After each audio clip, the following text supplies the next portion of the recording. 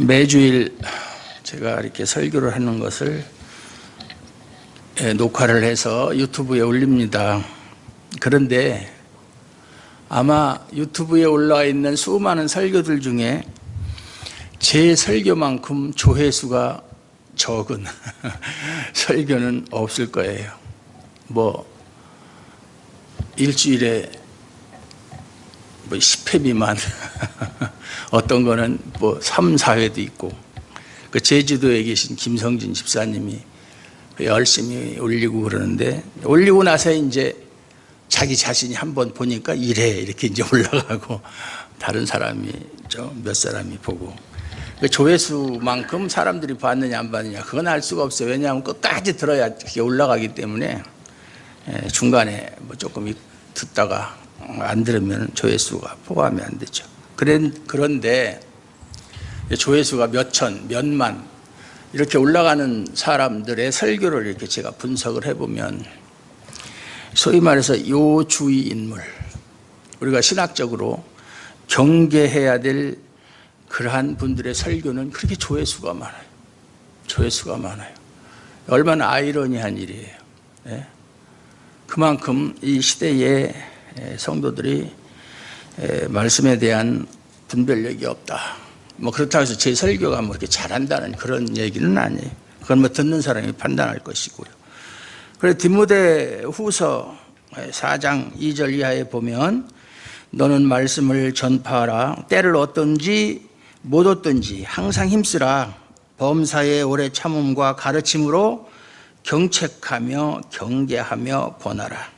때가 이르리니 사람이 바른 교훈을 받지 아니하며 귀가 가려워서 자기의 사욕을 따를 스승을 많이 두고, 또 그 귀를 진리에서 돌이켜 허탄한 이야기를 따르리라. 그렇게 말씀하셨어요. 현 시대 상황과 너무나 같은 이야기죠. 우리는 장로교에 속한, 소위 말해서 개혁교회에 속한 교회인데, 개혁교회를 처음으로 만든 사람이 칼빈이에요. 칼빈. 루터가 종교개혁을 시작하고 그로부터 약 한 18년, 20년 후에 스위스에서 칼빈이 종교개혁을 시작했습니다. 시작은 루터가 했지만 사실 종교개혁에 아주 위대한 업적을 남긴 사람이 칼빈이에요. 그의 신학을 칼빈주의 또는 개혁주의다 이렇게 이야기를 합니다. 장로교회는 엄격히 따지면 다 개혁교회고 개혁주의 신학을 따르는 교회들인데, 현실은 그렇지 못해요. 요새는 다 잡탕이 돼가지고 오순절 교회인지 감리교회인지 장로교회인지 구분이 안 되는 그러한 세상이다. 그런데 사람들이 칼빈에 대해서 잘 알지도 못하지만, 칼빈이 많은 설교를 했어요. 책도 많이 쓰고 논문도 많이 발표하고, 불과 55세, 56세 정도까지밖에 못 살았는데 그 짧은 시간에 수백 편의 논문과 또 설교, 이사야 설교라든가 창세기 설교라든가 주석도 썼고, 다만 요한계시록 주석과 다니엘 주석을 제외하고 성경 66권의 주석을 썼고, 또 교수 노릇도 했고 목회도 했고 엄청난 활동을 한 분이에요. 설교가 지금도 많이 있어요. 그런데 목회자들조차도, 개혁교회에 속한 목회자들조차도 칼빈의 설교에 대해서 별 관심이 없어요. 그리고 칼빈과 더불어서 또 조나단 에드워드라고 하는 신학자요, 목회자요, 또 음악가요, 교수요, 여러 가지 직함을 가지고 있는 천재 신학자, 목사. 그래서 사람들이 말하기를 바울과 칼빈과 조나단 에드워드를 셋을 기독교 역사상 가장 위대한 인물이다 이렇게 평가를 해요. 그 양반 설교도 많지는 않지만 얼마든지 우리가 접할 수가 있는데 그 설교를 듣는 사람은 없어요. 그 뒤에 조지 휘필드라고 하는 사람이 있어요. 그 사람 역시도 정말로 대단한 사람이고 다 개혁주의자죠. 또 20세기에는 영국의 로이드 존스 목사라고 하는 분이 아주 여러 권의 강해서를 내고 그랬는데 제일 자기가 쓴 건 아니에요. 사후에 그의 딸이 그 유작을 모아가지고 설교 원고를 모아가지고 또 이렇게 책을 냈죠. 목사들조차도 안 읽어요. 로마서 강해 안 읽어요. 안 읽은 사람이 80%인데요. 무슨 얘기냐면 정말 개혁주의 설교자들의 설교는 정말 우리가 들어야 되고 읽어야 되고 하는 주옥 같은 말씀들이 너무나 많아요. 관심이 없어요. 오늘 제가 인용한 디모데후서에 있는 말씀처럼 그 길을 진리에서 돌이켜서 허탄한 이야기를 따르리라. 허탄한 이야기를 따르리라. 그래서 요한계시록을 강해를 한다 그러면 사람들이 요한계시록에 자기가 어떤 그 설교를 통해서 뭔가 자기의 호기심을 충족시킬 수 있는 내용이 있는가 없는가 이제 그걸 보려고 그러거든요. 근데 평이하게 제가 처음부터 말씀을 드렸죠. 요한계시록도 다른 서신서의 하나와 같다. 특별한 책이 아니다라고 얘기를 했어요. 정말 사람들은 어떻게 생각하느냐 하면 요한계시록은 아무나 읽을 수도 없고 읽어서도 깨달을 수 없는 아주 신비스러운 마치 비밀로 봉해져 있는 책과 같다 이런 생각을 가지고 있는데 아주 잘못된 생각이에요. 그렇다면 하나님께서 요한계시록을 우리에게 주시질 않았어요. 아무나 읽어서 해석할 수 없는 책을 왜 줍니까? 얼마든지 우리가 읽고 이해할 수 있고 해석할 수 있고 그 말씀에 따라서 살아갈 수 있기 때문에 주신 것인데 근데 사람들은 그렇게 생각 안 해요. 그래서 이단들이 가장 선호하는 책이 요한계시록이에요. 그걸 가지고 소위 말해서 장난을 많이 합니다. 거기에 대해서 틀렸다. 당신들이 주장하는 것이 틀렸다. 라고 반박할 만한 내용들이 그렇게 많지 않아요. 그러니까 아무 말 대잔치라는 그런 TV에 보면 그런 게 있는데 그런 것처럼 아무 말이나 하는 거예요. 왜? 그래도 사람들이 모르니까. 그것이 아니라고 반박할 만한 그런 게 없으니까.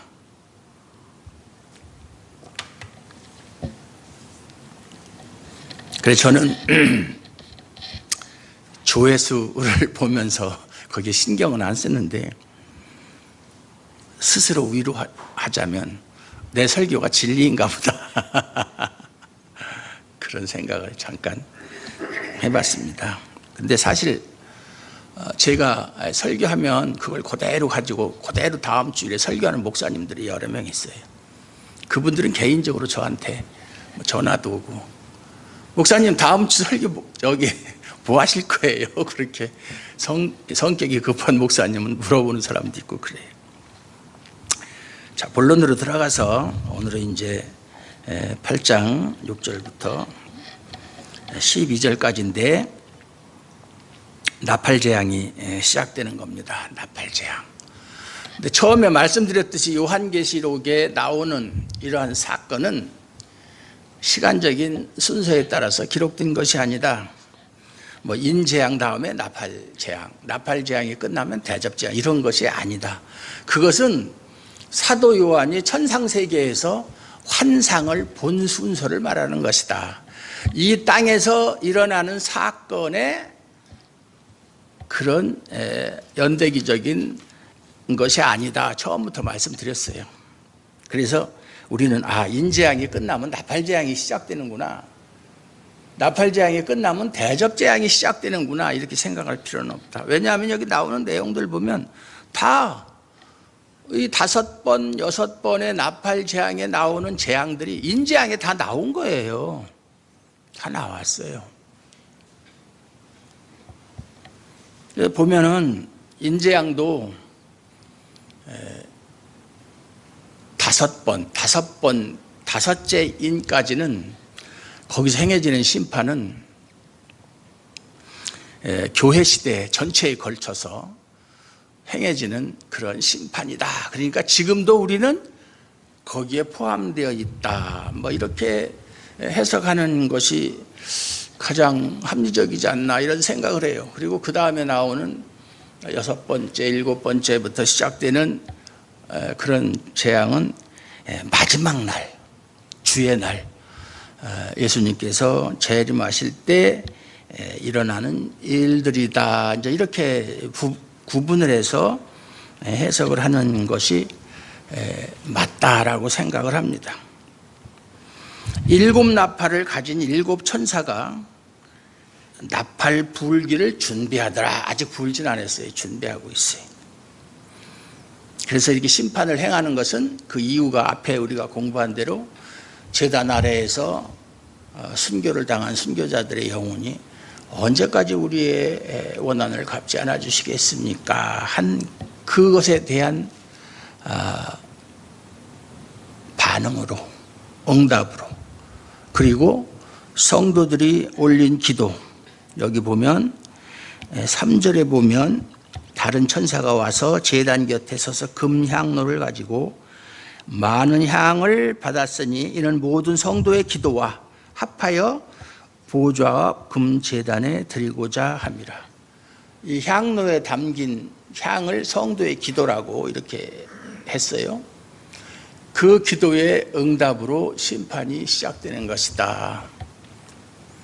이 개인적인 어떤 원한이나 복수 뭐 이런 것이 아니고 그동안 하나님을 대적하고 하나님의 자녀들을 핍박했던 그런 악한 세력들에 대한 심판을 말하는 거예요. 반드시 그런 심판은 대종말적인 심판은 반드시 있다. 첫째 천사가 나팔을 붑니다. 그러니까 피 섞인 우박과 불이 나와서 땅에 쏟아짐에 3분의 1이 타버리고 수목의 3분의 1도 타버리고 각종 푸른 풀도 타버렸더라. 요거 내용이 어서 많이 좀 여러분 본 것 같지 않아요? 성경을 좀 읽은 사람은 이거 어디서 읽은 내용인데 이렇게 생각할 거예요. 생각 안 나요? 출애굽기에 보면 출애굽기 9장 22절에서 26절 우리 함께 찾아봅시다. 출애굽기 9장 한번 찾아봐요. 그냥 제가 읽어줘도 되는데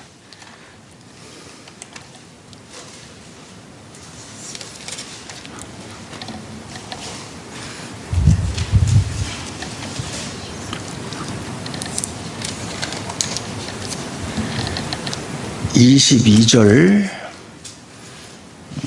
읽습니다. 여호와께서 모세에게 이르시되 너는 하늘을 향하여 손을 들어 애굽 전국에 우박이 애굽 땅의 사람과 짐승과 모든 밭의 모든 채소에 내리게 하라. 모세가 하늘을 향하여 지팡이를 들매 여호와께서 우레소리와 우박을 보내시고 불을 내려 땅에 달리게 하시니라.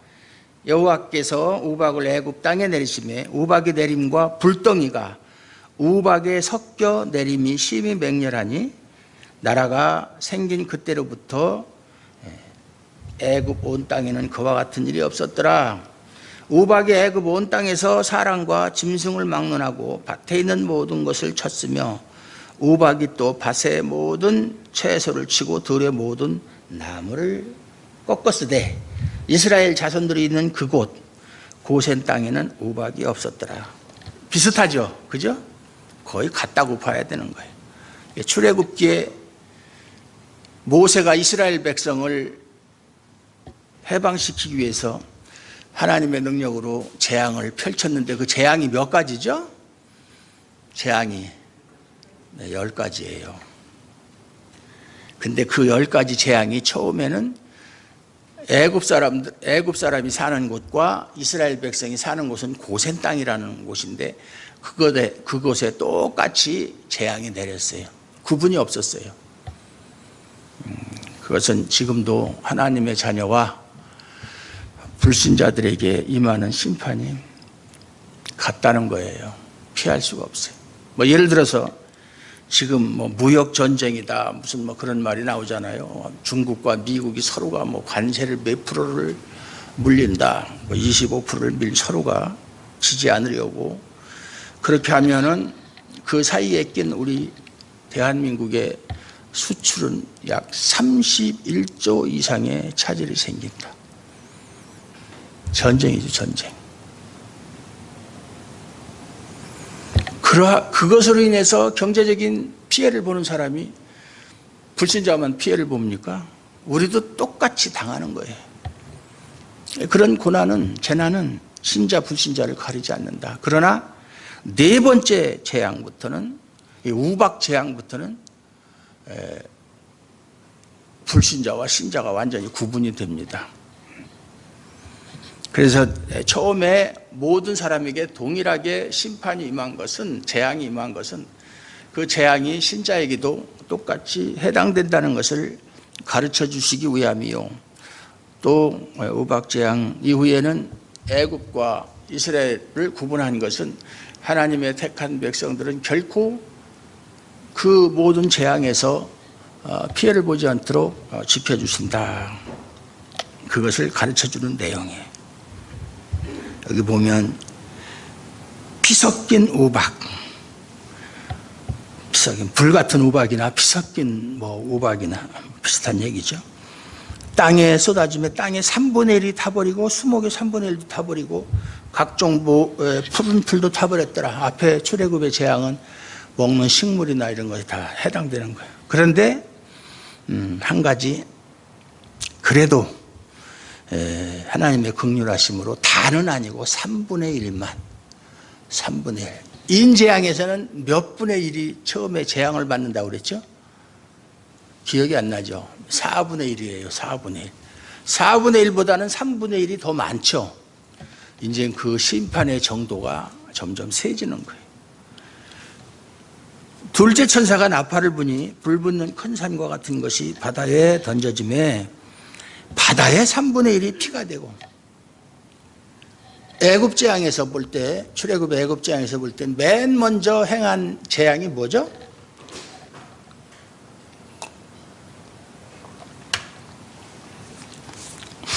네, 안 물어본다 하면서도 물이 피가 되는 그런 재앙이죠. 물이 피가 되는. 똑같아요. 바다가 3분의 1이 피가 된다. 바다에 3분의 1이 피가 되면 그 범위 안에 드는 것들은 거기서 생물이 살 수가 없죠.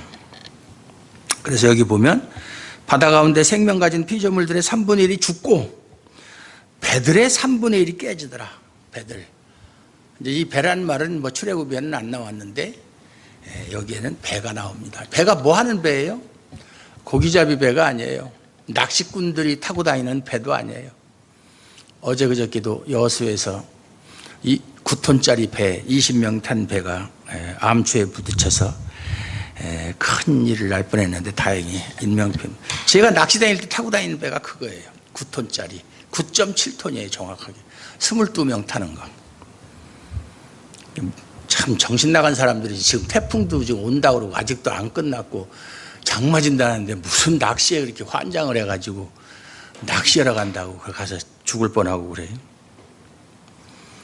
이 배들은 상선들이에요. 무역을 하는 상선들. 옛날에야 다 배를 통해서 물건을 싣고 날고 했죠. 그래서 우리가 애국에 나갈 때 세관이라고, 세관을 통과해서 뭐 여러 가지 여권도 검사하는데 세관이란 말이 중국은 하이관이라고 해요. 하이관, 바다 해자. 옛날에는 배로 애국 여행을 했기 때문에 하이관이다 이렇게 이야기를 해요. 이렇게 서로 나라 간에 무역이 성행했다 하는 것은 나라가 어떻다? 부유했다. 경제적으로 부유했다. 뭐 지금도 그렇지만 앞으로 가면 갈수록 글쎄요, 경제적으로는 뭐 이렇게 이런 여러 가지 어려운 일도 있지만, 그래서 궁극적으로 보면 과학도 발전하고 뭐 여러 가지로 발전하고 하니까 사람들의 삶도 질과 그 풍요에서 지금보다 나아질 것이다, 일반 사람들이 생각하는 것이죠. 그러나 배가 깨졌다 하는 것은 그러한 경제 질서가 무너졌다 그 말이에요. 다행히 사람이 죽었다는 말은 없어요. 물론 배가 깨졌으면 배 안에 타고 있는 사람들이 죽었겠지만, 여기서 배가 깨졌다는 것은 상징적으로 경제 질서, 그런 것이 깨져서 서로 간에 무역도 할 수 없는 그런 경제적으로 뭐 대공황과 같은 그런 상황이 벌어진다. 자연적인 것에 대한 심판뿐만 아니라 우리가 살면서 제도적인, 우리 삶 속에 있는 그 제도적인 문제, 경제적인 문제, 문화적인 문제, 종교적인 문제, 뭐 이런 전 영역에 걸쳐서 하나님의 심판이 시작이 된다. 그래서 숨 돌릴 틈도 없이. 그러나 한 가지, 3분의 1이 그렇게 피해를 입었다는 것은 끝은 아니다라는 얘기예요. 끝은 아니다. 끝이 되려면 다 그렇게 돼야 되는데 끝은 아니다. 그래서 우박과 불은 뭘 얘기하는 거겠어요?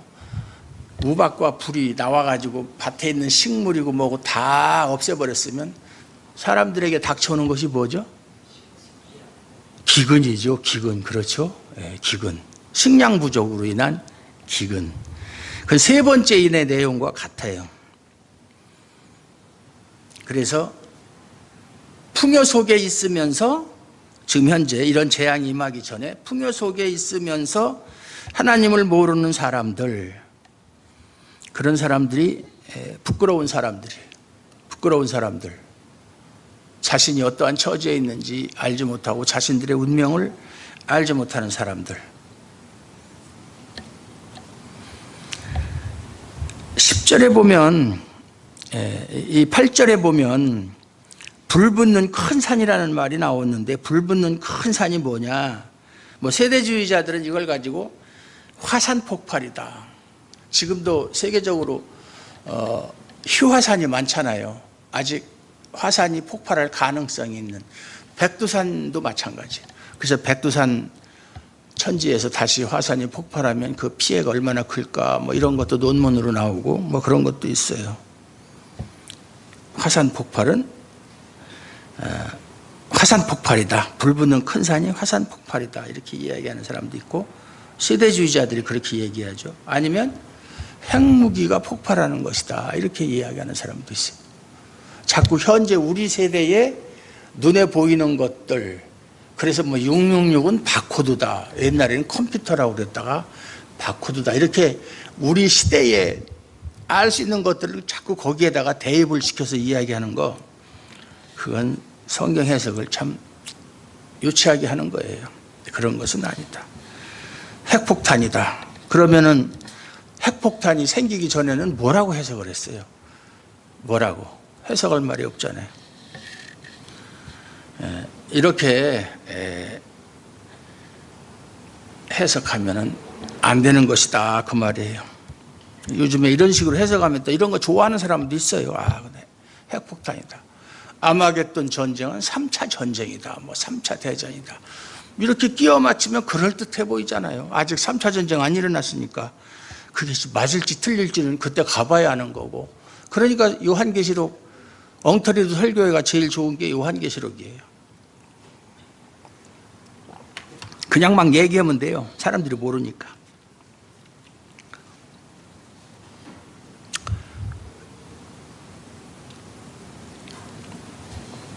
이것은 하나님을 대적하는 세상에 대한 심판을 은유적으로 표현한 거예요. 다른 것이 아니고, 이것은 무엇이다 이렇게 하는 말에 호감을 갖지 않기를 바랍니다.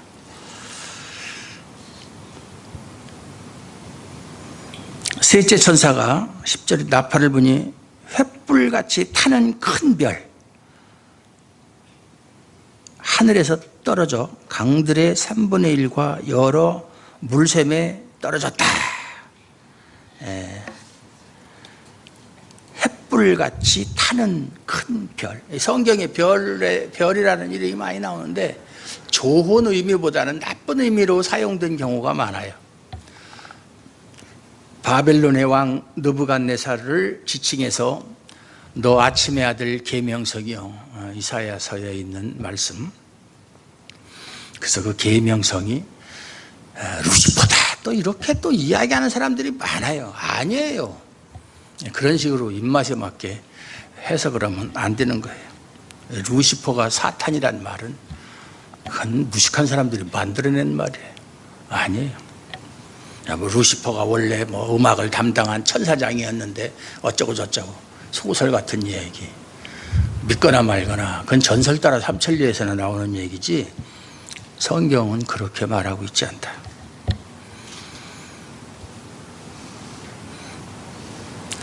이 바벨론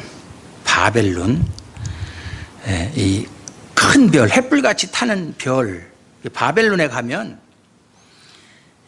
우상숭배를 엄청나게 사람들이 많이 했는데 그들이 우상숭배할 때 쓰던 제단이 지그라트라고 하는 제단이에요. 근데 그 모습이 어떻게 생기냐면 피라미드처럼 생겼어요. 피라미드처럼. 우리가 흔히 금자탑이다 이런 말 많이 쓰죠? 금자탑이란 말이 무슨 말이에요? 금자탑. 충청도 말로 몰라요. 그거 알면 지가 여기 앉아 있나며. 금자탑은 글자 그대로 해석하면 금, 세금자에다가 글자 자자에도 세금자처럼 생긴 탑이라는 얘기예요. 이렇게 생겼잖아요. 세금도 그렇게 생겼고. 피라미드, 그걸 금자탑이라고 그래요.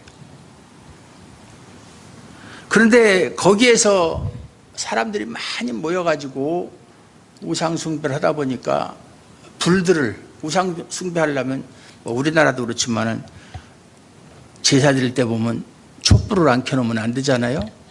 그렇게 하다 보니까 마치 멀리서 보면 산이 불 붙은 것처럼 보였다. 그 얘기예요. 그렇게 우상숭배를 엄청나게 많이 했었다. 그래서 하나님을 대적하고 이방신을 섬기는 자들의 모습을 이렇게 특징화해서 멸망의 산으로, 예레미야서 51장 25절에 보면 나와. 여기 나오는 말씀들이 다 대응하는 그런 구절들이 구약성경에 다 있는데 그거 하나하나 다 하면 뭐 설교 한 번 하는데 뭐 20개 30개 이렇게 막 성경을 인용하다 보면 여러분들이 헷갈려가지고 오늘 내가 무슨 얘기 들었나, 핵심이 뭔가 이렇게 헷갈릴 수 있어서 될 수 있으면 그냥 간단하게 이렇게 소개만 하는 걸로 끝내려고 그래요.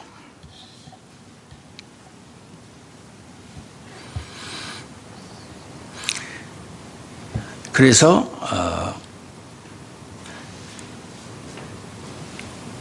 우리의 풍요가 종말 때에, 그것은 세상적인 것을 상징하는 거잖아요. 뭐 우리가 여기서 잘 살든 못 살든 어떻게 살든 그건 다 세상적인 거예요. 그것이 우리 자신을 불태울 수 있다. 그렇기 때문에 항상 제가 하는 말이 현실을 보지 말고 미래를 보고 살아라. 하나님을 바라보고 소망하면서 살아라. 그런 얘기를 항상 하는 거예요. 뭐 여러분이 듣기에는 별로 달콤한 소리는 아니지만 이 세상적인 얘기를 해서 뭐 잘 먹고 잘 살아라, 부자 되라, 성공해라, 번영신학적으로 그렇게 설교를 하면 뭐 듣기가 좋겠죠. 그래서 예수 잘 믿으면 하나님께서 복을 주셔서 현 세상에서도 복 받고 건강하고 잘 산다. 그렇게 하면 듣기는 좋을지 모르지만 성경의 이야기하고는 다른 이야기다.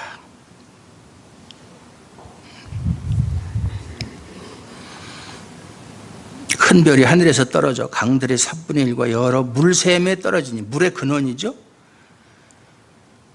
그 별 이름은 쑥이라 그래. 쑥. 압신데스라는 말인데 쑥.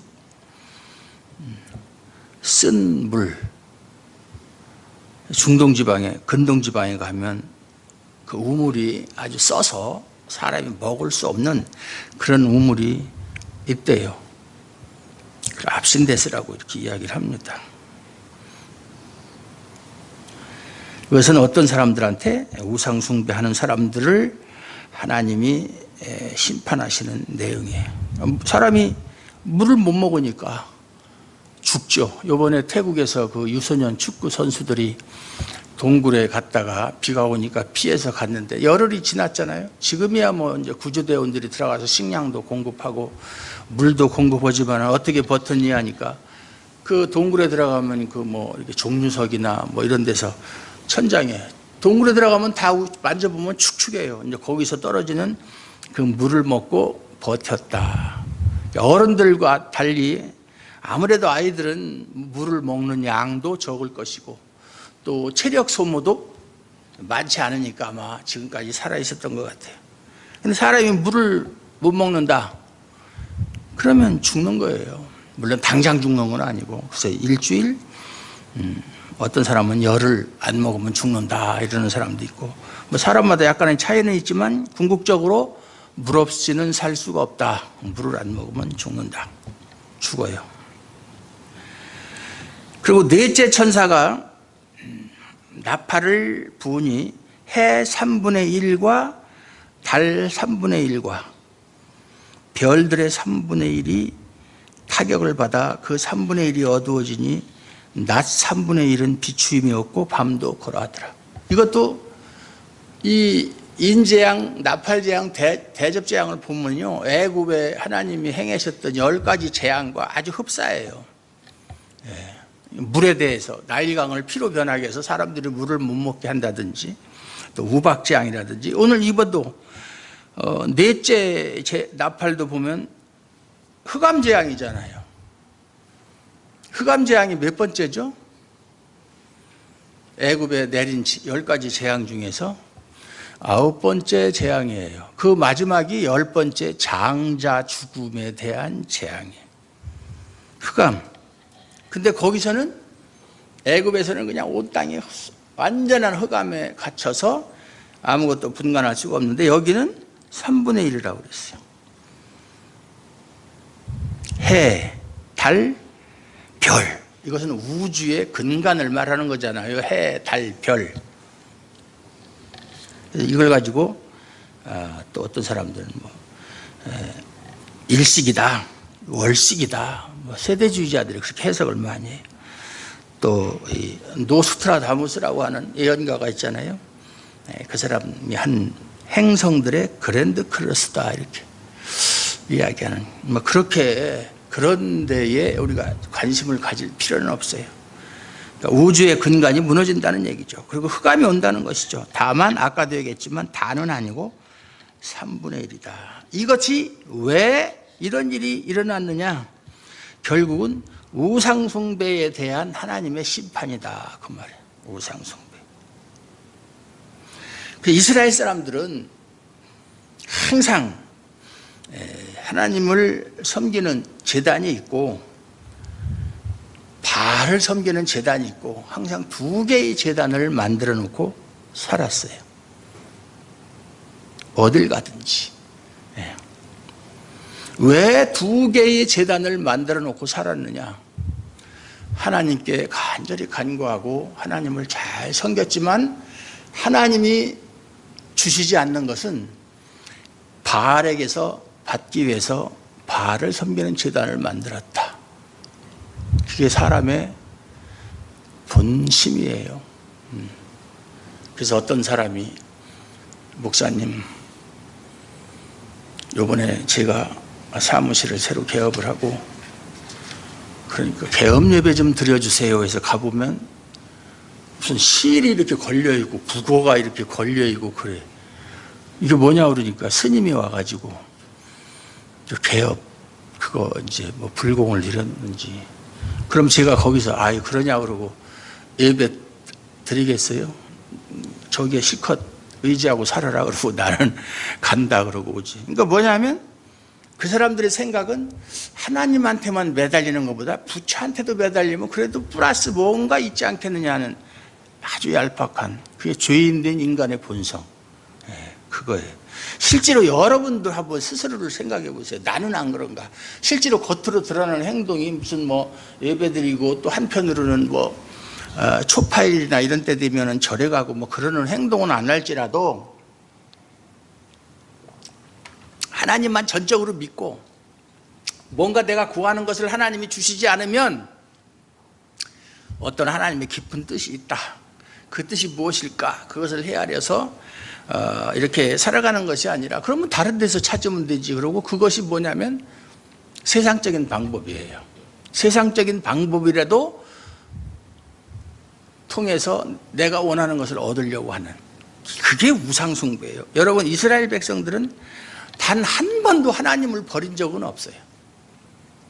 단 한 번도 하나님을 버리고 뭐 절기 때 하나님께 제사 드리는 걸 빼먹는다든지 아니면 제물을 드리는 것을 말라기에 보면은 아주 가장 흠없고 그런 정결한 제물을 짐승 같은 경우에 갖다 드려야 되는데 그저 병 걸리고 상처 있는 그런 것은 드린 적이 있었지만은 그런 것조차 안 드린 적은 없다. 그런데 하나님은 뭐라고 그러냐면 너희가 나를 버렸다. 이스라엘이 나를 버렸다고 그래요. 하나님을 한 번도 이스라엘 사람들은 버린 적이 없는데 이스라엘 사람들은 뭐라고 대답합니까? 항변합니까? 우리가 언제 하나님을 버렸습니까? 버린 적 없다는 거예요. 그러니까 하나님의 생각과 이스라엘 사람들의 생각이 다른 거예요. 하나님은 무언가를 하나님께 뭔가 보태거나 같이 취급을 하거나 그러면 그건 하나님을 섬기는 것이 아니다라고 판단하시는 것이고, 인간의 편에서는 어떻게 하든지 간에 하나님을 섬기는 그러한 형식만 갖추면 하나님을 버린 것이 아니다라고 생각을 한다. 아주 잘못된 생각이죠. 그런 마음들이 여러분의 삶 속에도 많이 있어요. 찾아내 보세요, 그걸. 나는 아니야. 내가 언제 뭐 어디 가서 점을 치기를 했나, 사주팔자를 보기를 했나, 결혼할 때 무슨 보는 게 뭐지? 결혼할 때 궁합을 봤나? 나 그런 적 한 번 없다. 오죽하면 연초에 남들 다 보는 토정비결 한 번 안 봤다. 나는 그러니까 우상숭배 안 한다. 이렇게 얘기하면 안 된다. 그 말이에요. 우상숭배라는 게 이렇게 정해져 있는 게 아니에요. 무엇이든지 하나님과 같이 취급하거나 하나님보다 더 중하게 여기면 그게 우상숭배예요. 우리는 오직 하나님만 찾아야 되고 믿어야 되고 하나님으로만 만족할 수 있어야 돼요. 예수님으로만 만족할 수 있는 사람이 신자지, 예수님도 좋고 이것도 좋고 그건 신자 아니에요.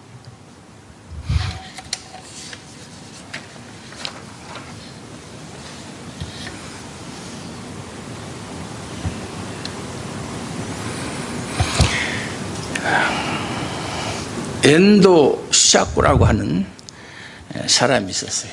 엔도 샤쿠.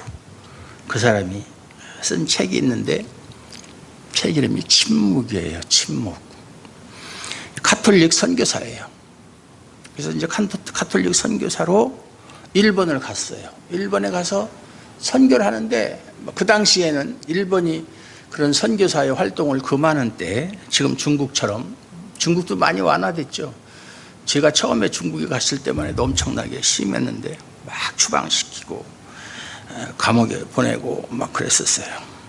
그래서 몰래 숨어서 선교 활동을 했는데 전도가 안 되는 거예요. 몰래 숨어서 하니까. 일본이란 나라가 또 아주 우상을 많이 섬기는 섬사람이기 때문에 내놓고 해도 안 되는데 숨어서 하니까 더 안 되죠.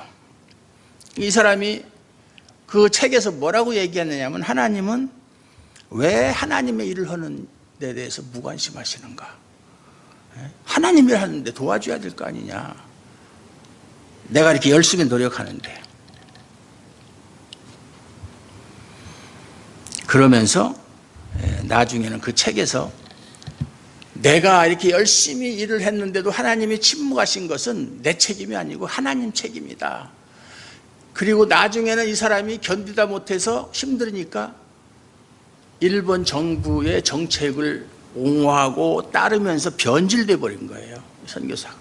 그 책임을 하나님한테 돌렸대. 하나님이 침묵했으니까, 나를 도와주지 않았으니까 내가 이렇게 한 거 아니냐 하고 자기를 합리화시키기 위해서 쓴 책이 침묵이라는 책이에요. 그게 맞는 얘기예요? 틀리는 얘기예요. 예? 하나님의 뜻은 더 큰 데 있는데 자기 안목으로 생각해서 이것이다 이렇게 판단하면 안 되는 거예요. 미국의 선교사가 아프리카에 가서 30년 동안 선교를 하다가 이제 선교 사역을 다 마치고 본국으로 돌아오는데, 뭐 선교사가 돈이 없으니까 맨 이제 3등 칸에 배 밑창에 거기서 이제 타고 오다가 미국에 도착을 해서 부두에 딱 내리려고 하는데 부두에 그냥 사람들이 쫙 이렇게 서가지고 뭐 군악대도 있고 뭐 이런 사람들이 많이 모여 있어서, 야, 내가 선교를 30년 동안 열심히 하고 오니까 나를 환영하기 위해서 선교 본부에서 사람들을 보내서 환영식을 하는가 보다 이렇게 생각을 했어요. 알고 보니까 그 배에는 누가 탔냐면 루즈벨트 대통령이 아프리카에 가서 사자 사냥을 하고 오는 길이었어요. 그러니까 대통령을 환영하기 위해서 사람들이 온 거예요. 그걸 보고 나중에 여관방에 가서 막 울면서, 하나님, 이럴 수가 있습니까? 네? 나는 30년 동안 그 모진 고난과 역경 속에서도 하나님의 일을 그렇게 했는데 한 사람, 환영 나오는 사람 하나 없고, 대통령 무슨 중요한 일하러 간 것도 아니고 사냥하러 갔다 왔는데 그렇게 환영하는 것이 그게 과연 공입니까 정입니까 라고 이렇게 따졌다고 그래요. 그런데 마음 가운데서 하나님의 음성이 깨달아지더라는 거예요. 그때 뭐 하나님의 음성을 직접 들었다 그러면 그건 또 이상한 소리인데, 마음 가운데서 하나님이, 야야, 너는 내 집에 온 것이 아니지 않느냐. 끝이 아니라는 얘기죠. 그 사람들은 그게 끝이고 너는 내 집에 있다는 거예요. 그럼 내 집에 갔을 때는 이것 환영하는 것하고는 비교할 수 없는 엄청난 그런 환영이 기다리고 있다. 그 말을 듣고 위로를 받았다라는 이야기가 있어요.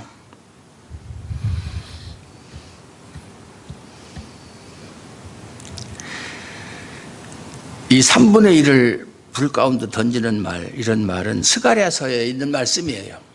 출애굽기만 있는 게 아니라 스가랴서, 에레미야서, 다니엘서 뭐 이런 데 있는 말씀과 다 통하는 말이에요. 그러니까 요한계시록에 나오는 이러한 재앙들의 내용이 요한계시록에만 있는 것이 아니다. 스가랴 13장 9절에도 보면 내가 그 3분지를 불 가운데 던져 은같이 연단하며 금같이 시험할 것이라. 그들이 내 이름을 부르리니 내가 들을 것이며 나는 말하기를 이는 내 백성이라 할 것이요 그들은 말하기를 여호와는 내 하나님이라 이시라 하리라. 이런 재앙이 오면 하나님의 백성은 하나님을 더욱더 믿고 의지하게 되고, 세상 사람들은 하나님을 버리고, 여기 제가 지난 시간에 말한 것처럼 9장 말미에 가보면은 20절 21절에 보면 이 재앙에 죽지 않고 남은 사람들은 손으로 행한 일을 회개하지 아니하고 오히려 여러 귀신과 또는 보거나 듣거나 다니거나 하지 못하는 금, 은, 동과 목석의 우상에게 절하고 또 그 살인과 복술과 음행과 도둑질을 회개하지 아니하더라. 그런 재앙이 닥쳐와도 하나님을 모르는 사람은 회개하지 않고 하나님을 대적하고, 하나님의 자녀들은 하나님을 더욱더 의지하고 자신들의 잘못을 회개하고, 이것이 차이죠. 이게 차이예요. 그래서 신앙이라고 하는 것은 생각으로 하는 게 아니에요. 난 예수를 믿는다, 하나님을 믿는다, 끝. 그게 아니에요. 그건 신앙이 아니에요. 우리가 보통 신앙생활이라고 하잖아요. 신앙생활, 생활과 분리될 수가 없어요. 신앙이라고 하는 것은, 신앙생활이라는 것은 싸움이에요. 전쟁이에요. 충성과 인내의 싸움이다. 인내의 싸움이다. 예수님은 말씀하셨어요. 내 보물이 있는 곳에 내 마음도 있느니라. 무슨 얘기예요? 자기가 가장 중하게 여기고 귀하게 여기는 곳에 마음과 뜻이 거기 달려있다, 그 말이죠. 그것을 위해서 사람들은 살아간다, 그 말이죠. 그래서 여러분이 스스로 내가 신자인가 아닌가 알아보는 아주 간단한 방법이 있어요. 내일부터 한 달만 여러분이 사용하는 돈, 여러분이 사용하는 시간, 그것을 어디에 썼는지 한번 기록을 해보세요. 한 달 후에 보세요. 내가 시간을 대부분을 어디에 소비를 했는가, 내 돈을 어디에 무슨 일에 사용했는가, 그걸 보면 신자인지 아닌지, 구원을 받았는지 아직은 못 받았는지 알 수가 있어요. 자기가 하고자 하는 일, 중하게 여기는 일이 하나님과 상관없는 일이라면 생각해 봐야 되죠. 그렇잖아요. 한 달 동안 물론 먹고 살기 위해서 직장에 나가서 일하고 그런 건 당연히 그거는 뭐 해야 되는 것이고, 직장 생활하는 것도 그건 당연히 하나님의 일이에요. 그런 것이 아니고 여의 시간을 어떻게 보냈는가, 무엇을 하면서 돈을 쓰고 시간을 보냈는가. 사도 바울도 너희가 믿음에 있는가 스스로 확정하라고. 항상 우리는 우리 자신을 돌아보고 내가 정말 그 믿음의 길에 서 있는가. 그래서 하나님이 지시하신 그 길을 지금 가고 있는가. 넓은 길이 아닌 좁은 길로, 멸망의 길이 아니고 생명의 길로 가고 있는가를 늘 살펴야 돼요.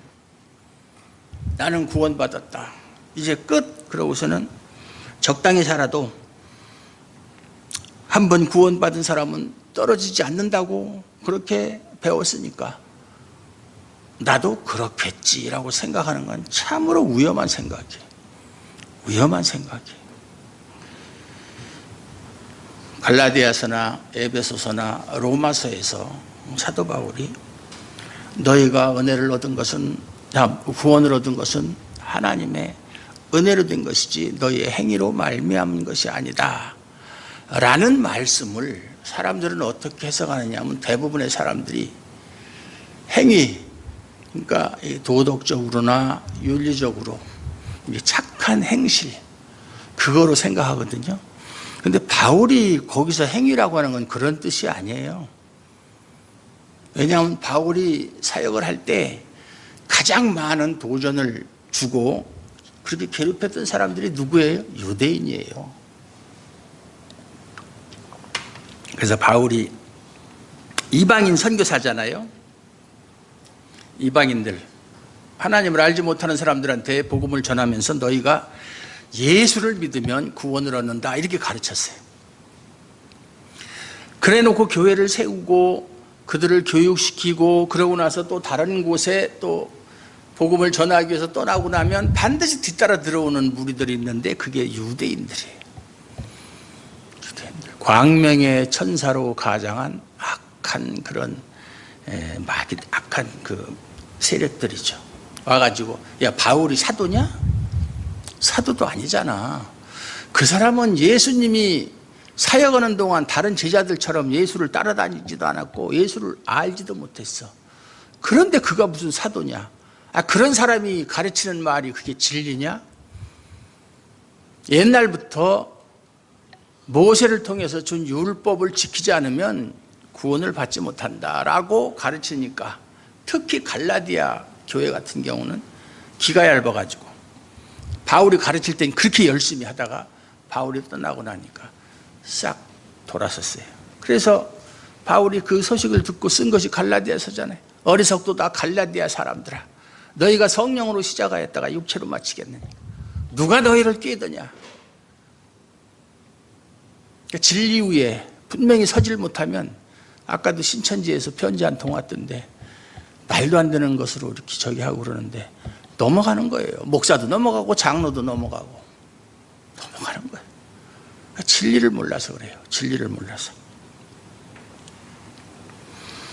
거기서 행위라고 하는 것은 율법의 행위를 말하는 거예요.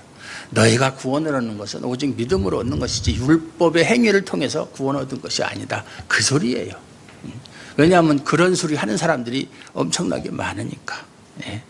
지금 우리가 뭐 착한 행실을 해야 된다 뭐 이런 얘기 많이 하는데, 율법이라고 하는 것은 이제는 율법 시대가 아니다. 세대주의자들이 말하는 것처럼 지금은 뭐 교회 시대다, 무슨 성령 시대다 이렇게 얘기하면서 율법은 필요 없다, 지킬 필요 없다 이렇게 말하는 것은 이단이에요. 예수님은 율법을 폐하러 온 것이 아니고 온전케 하려 왔다. 율법을 완성시키러 왔다. 율법의 완성이 곧 예수님이신데 그거예요.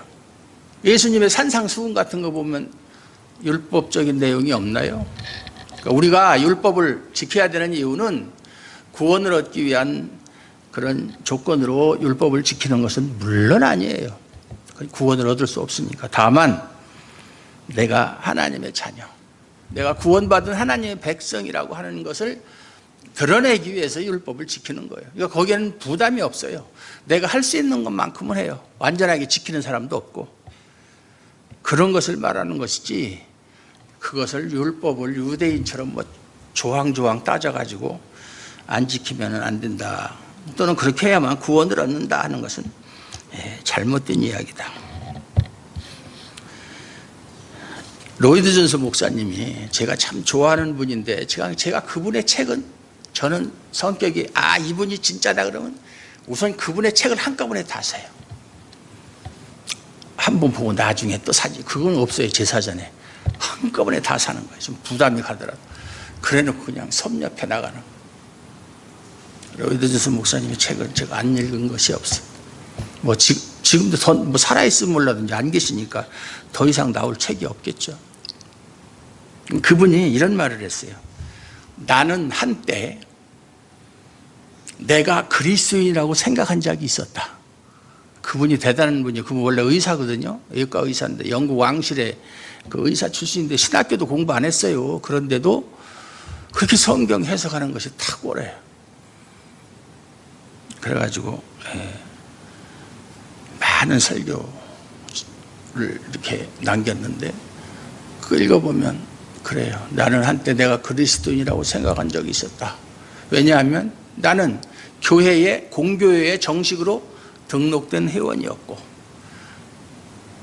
목사님들이나 다른 성도들이 다 나를 신실한 그리스도인이라고 인정해 줬다. 근데 알고 보니까 그게 아니더라는 거예요. 그게 아니더라. 그래서 나한테 필요한 것은 목사의 인정도 아니고, 뭐 교회의 회원으로 등록된 그런 것이 아니고, 나한테 정말 필요한 것은 내 자신의 죄를 깨닫고 진실로 회개하고 성령을 통해서 거듭나는 것만이 가장 중요하다 그랬어요. 거듭남. 요새 거듭남에 대해서 설교합니까? 안 해요. 그게 회개와 거듭남, 참 중요한 거거든요. 이게 빼놓으면 안 돼요. 회개하라 그러면 듣기 싫잖아요. 우리는 하나님의 자녀니까 그렇게 뭐 회개 안 해도 하나님이 알아서 다 용서해 주시고 그런다, 이건 이단들이 하는 소리예요. 회개해야 돼요. 회개해야 돼요. 그러니까 자꾸 자신을 살펴서 부족한 것이 있으면 자꾸 회개하죠. 목욕을 한 자는 발밖에 씻을 곳이 없느니라. 계속 발은 닦아야 돼요. 아마 저는 발을 하루에 20번 이상 닦을 거예요.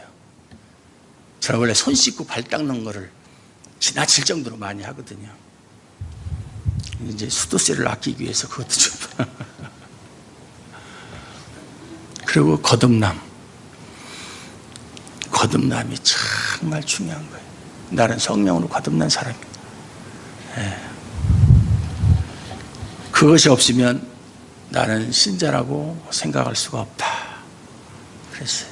로이드 존스 목사님의 책들이 많이 나와 있어요. 산상수훈 강해도 있고 요한복음 17장 강해도 있고 로마서나 에베소서나 이런 건 어려워요.